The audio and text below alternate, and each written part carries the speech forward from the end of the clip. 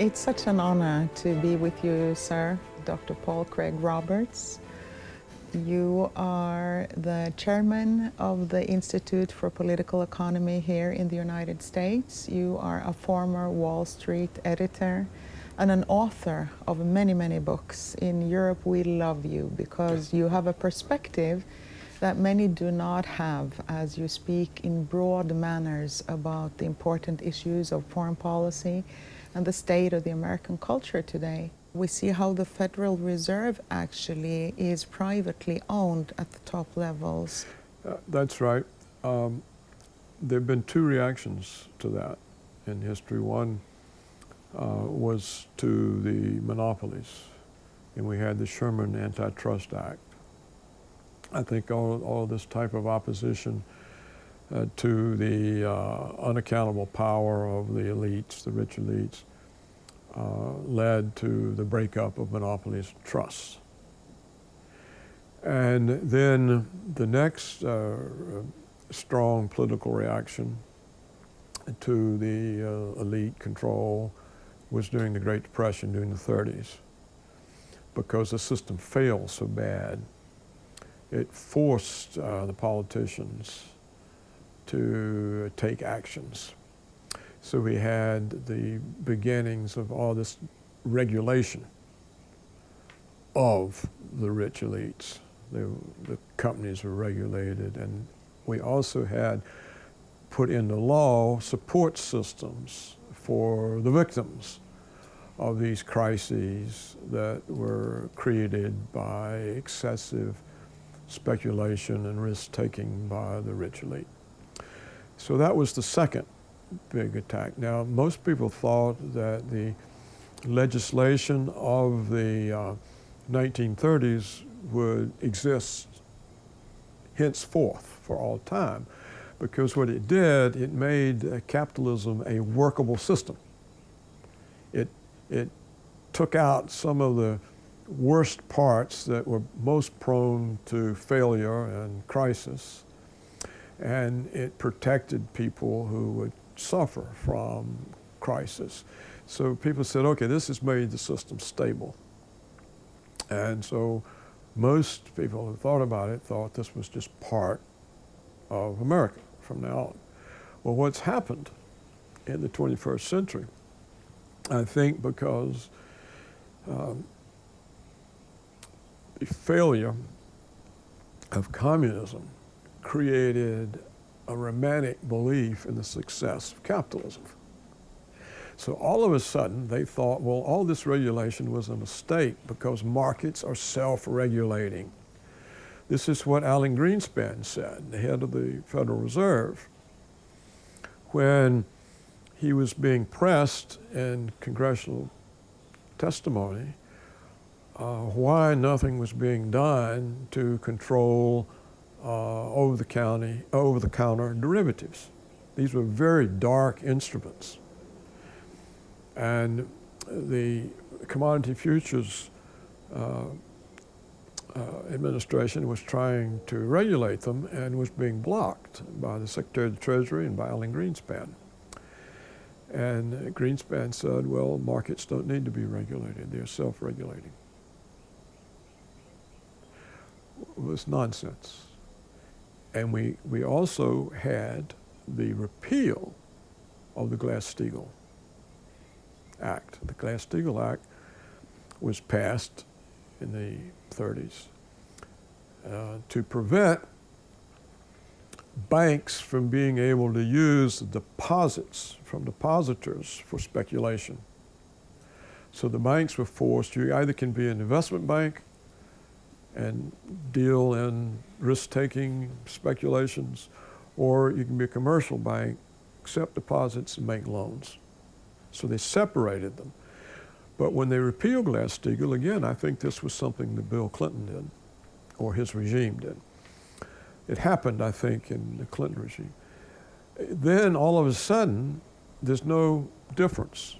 Every bank is an investment bank. And so they cease to lend or support industry or businesses, And they engage in these speculations. They create all of these opaque instruments, all these derivatives that they have. They don't even know what they're doing. It's just kind of a greed-driven thing, and it results in crises. We had a huge crisis in 07, 08. In fact, all of Europe felt threatened, including the Japanese. And, but nothing was really done about it, except to print money. So how is it when you've got a debt crisis, you want to create more debt? The reason seems to be that the purpose of a central bank is to serve a handful of big banks, which they call banks too big to fail. And the reason they're too big to fail is because the central banks, who are supposed to be their regulators, failed in their job and allowed massive mergers in the creations of these monster financial organizations, which are so large that if they do fail, it has such horrendous effects on everybody else that they say we can't let them fail. So we've created a Frankenstein monster, but we can't let it fail, and so they keep throwing out money. Well, the banks, where does this money go? Very little of it goes into the economy. It's going into the prices of financial assets. So we have, in the United States, these massive stock prices, incredible price-earning ratios, bond prices so high the interest rates essentially are negative. You've got bubbles everywhere, but they can't stop the bubble. Because if they stop the bubble, poof, the whole thing goes. So the money keeps coming out, and they keep talking about how they're going to stop, and how they're going to stop, and how they're going to sell off their portfolios, but the central banks don't. And when they raise, they say, oh, we've raised the interest rate 25 basis points. Well, that's not enough to keep up with the inflation. So the real interest rates continue to fall. So most people who look at this expect a crisis. Yet, in the short run, it pays to be in the market because the Fed's putting out money and the money goes into the stocks and up go the prices. Or the Fed is lending money to businesses who use the money to buy their own stock, which pushes up the prices. So you have here the consequence of deregulation, the consequence of this belief that Alan Greenspan proclamated that markets are self-regulating. They clearly are not. And so everything that was accomplished during the Depression to make capitalism workable has been taken away. And now we're sitting here. If you're not in the stock market, it's a mistake because it keeps going up. But if you are in it, you're taking an enormous risk because it's not going up on the basis of any fundamentals except the central banks printing more money. But this is also what everyone talks about among the financial elite today and the analysts. I mean, it's really, they're shorting on when is the U.S. going to collapse because it's such a historic thing that the stock prices are so high, all the while the U.S. is such heavily ridden in debt. And also Jacob Rothschild, I read an article the other day where he spoke about it, saying that we don't know where this is going to end. It's an attempt done now to cure debt by adding more debt. Yeah. It won't just be the United States. It'll be all of Europe and Japan. It'll be everybody that's part of the dollar system. Everybody who's part of the dollar system will go down with it. But you have to say, what's going to send it down? And it's lasted a lot longer than I ever thought possible. I mean, I'm amazed. But it never dawned on me the central banks would be, what's the word for it? so ambitious, so corrupt. Essentially, they become the government. But as long as they print money, the thing stays up. So what's going to stop them from printing the money? It's not just the Americans. You know, the European Central Bank, it has its own quantitative easing. The Bank of England, the Bank of Canada, the Bank of Japan. The Bank of Japan actually buys stocks. They're now one of the biggest shareholders of Japanese industry. It's the central bank in Japan. So if the central banks are going to keep all the prices up by printing money to buy the financial instruments, what makes it fall? And the longer this goes on, the more unequal the income distribution becomes. Because it's the relatively small number of people who have positions in these markets that are getting richer and richer and richer because central banks print money. The money goes into the financial assets that they own and drives up their wealth. Everybody else doesn't participate in this. And so we now have in the United States an income and wealth distribution that's worse than that in many gangster states. The income and wealth distribution in the United States, even according to the CIA itself, is worse than that in many third world countries. Whereas there used to be a reasonable equality here. It was part of the American Opportunity Society. Everybody could get ahead who put out the effort. Now it's skewed to owners of financial instruments whose wealth is driven up by the printing of money.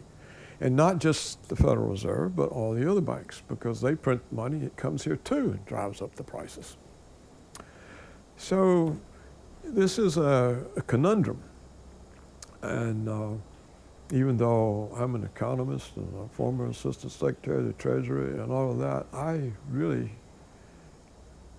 can't see how this can go on, but I can't see exactly what's going to unwind it. How can you lose faith in the dollar when the EU is being printed as well, and the British pound is being printed, and the Swiss franc is being printed, and the Japanese yen is being printed? If everything's being printed, what does it matter if the dollar's being printed?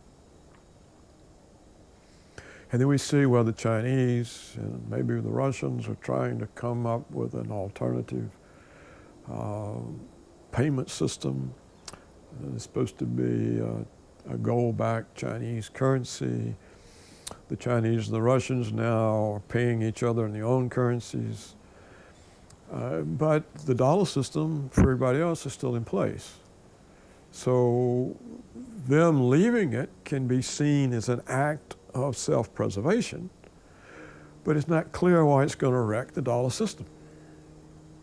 At least not to me. And I may just not be smart enough to figure it out. But this is, it's kind of like the sword of Damocles. It's hanging over everybody's head. When is it going to fall? But how can it fall? And it looks like it really can't fall unless the central banks tighten up the money supply. But if they do that, they're going to wreck their own creation. So it's a conundrum, and it could have horrifying consequences because it's so strung out now that it would have to be the worst of all financial panics.